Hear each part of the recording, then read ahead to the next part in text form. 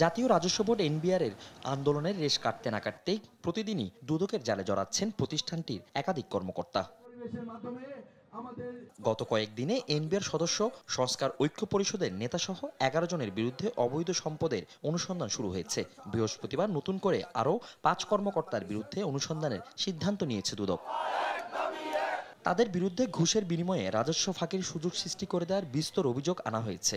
রাষ্ট্রকে ক্ষতিগ্রস্ত করার মাধ্যমে দুর্নীতি, স্বজনপ্রীতি ও অনিয়মের মাধ্যমে জ্ঞাত আয় বহির্ভূত অবৈধ সম্পদ অর্জন করেছেন এমন অভিযোগের প্রেক্ষিতে আজকে আরও 5 জন কর্মকর্তার বিরুদ্ধে অনুসন্ধানের সিদ্ধান্ত নিয়েছেন দুদক। এদিন গৃহকর্মী হিসেবে ভুয়া পাসপোর্টে নারীদের মধ্যপ্রাচ্যে পাচারের অভিযোগে জনশক্তি কর্মসংস্থান ব্যুরো বিএমইটি সহ এজেন্সির 9 জনের বিরুদ্ধে মামলা করেছে সংস্থাটি। কর্মসংস্থান ও প্রশিক্ষণ ব্যুরো বিএমইটি ঢাকার কিছু অসাধু কর্মকর্তা ও বিভিন্ন এজেন্সির বিরুদ্ধে ভুয়া কাগজপত্র তৈরি করে নারীদের বিদেশে পাচারের অভিযোগের প্রেক্ষিতে বিএমইটি এবং কিছু এজেন্সির মোট 9 জনের বিরুদ্ধে একটি মামলা রুজু করা হয়েছে।